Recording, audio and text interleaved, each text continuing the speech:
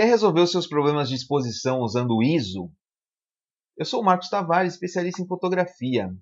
Hoje eu vou te explicar aqui rapidinho como funciona o ISO, quais são os seus efeitos para o bem e para o mal. Beleza? Muita gente acha que é ruim, muita gente nem sabe o que é, e infelizmente poucos fotógrafos usam esse importante recurso adequadamente. Se você é mais um que prefere esquecer que o ISO existe, ou até mesmo se você não sabe como usá-lo adequadamente, assista esse vídeo até o fim, que eu garanto que vai te ajudar. Eu quero saber o que você acha sobre o ISO. Por favor, deixe aqui nos comentários a sua opinião sobre a utilização do ISO, ok? Você pode comentar aí, por exemplo, se você gosta de usar, como você usa, se você tem algum preconceito. Eu gostaria muito de saber o que você acha, assim eu posso comentar lá também, tá? Então, afinal, o que é o ISO? ISO é um recurso importante da sua máquina fotográfica digital que permite amplificar a capacidade do seu sensor de capturar a luz. Isso significa que o ISO vai ajudar a compensar a baixa intensidade de luz à medida que você aumenta o seu valor, tornando o sensor da sua máquina cada vez mais sensível à luz. O resultado na prática é quanto maior o ISO, maior a exposição. Vamos falar um exemplo aí. Fotografando ou filmando em ISO 200, o meu sensor vai ficar um full stop mais sensível à luz do que em ISO 100. Portanto, se eu fizer a exposição com ISO 100 e depois eu for lá e alterar somente o ISO para 200, mantendo todo o restante igual, certamente eu teria a segunda foto sobreexposta na medida de um full stop em relação à primeira, tá? Você sabia? Na época do filme fotográfico, era comum fazermos referência a outra sigla, a ASA.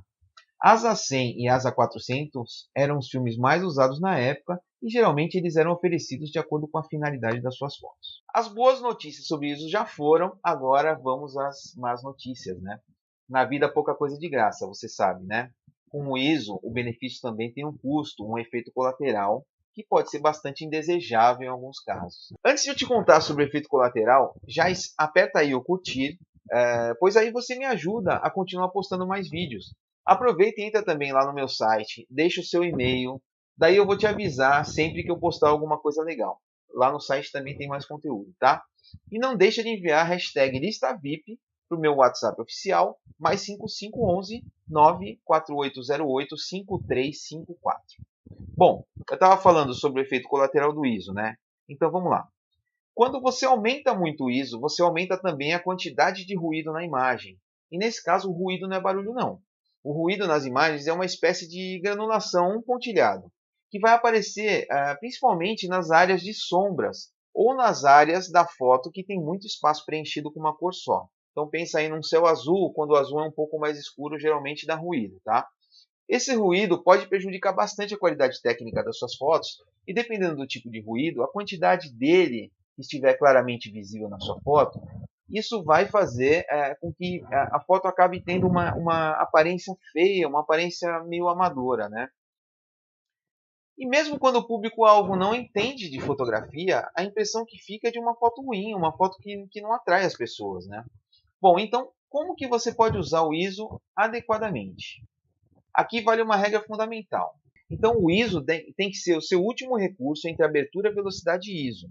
Lembra aí que essas são as três ferramentas que você tem para fazer sua exposição. Então, eu recomendo que você use o ISO diferente do seu ISO base, o ISO base da sua máquina, só nessas situações aqui. Ó.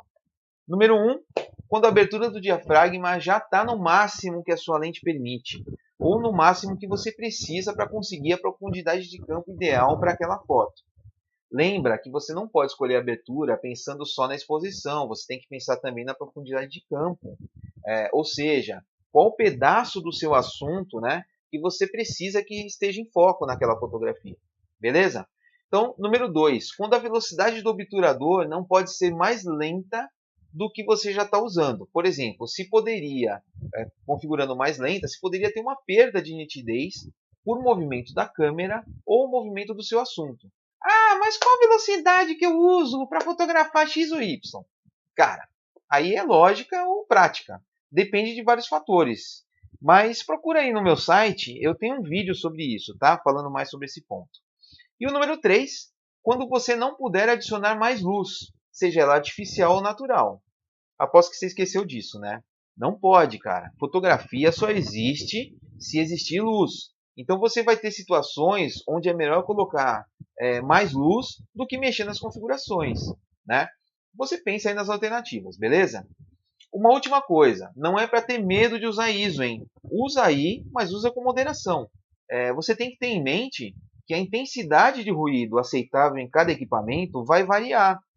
Então você tem que encontrar o ideal para o seu equipamento. Geralmente as máquinas que são equipadas com sensor full frame, elas vão ter um ruído bem menos perceptível do que sensores APS-C ou os Micro Four Thirds. Esses sensores estão na maioria das câmeras mirrorless, né, esses dois tipos. E por falar em mirrorless, eu fiz alguns testes com equipamentos recentes da marca Sony e Fuji, cara, e gostei muito. Muito boa performance com ISO alto. Só enfia na sua cabeça que se tiver que escolher uma exposição ruim com ISO baixo ou uma exposição correta com ISO alto, você tem que escolher a exposição correta, não pensa duas vezes. Uma coisa que piora a aparência do ruído nas fotos é você errar na exposição e deixar assim, pensando que vai corrigir na pós-produção. Não faz isso, tá? Isso vai fazer com que você tenha realmente ali um resultado ainda pior com o ISO alto. Tá? Então, se você usar ISO alto, faz a exposição correta já na máquina, né, a exposição correta já na máquina, de forma que você tenha ali, não tenha que puxar na pós-produção. Beleza? Boas, a gente se vê então. marcostavaresfoto.com.br. Tchau!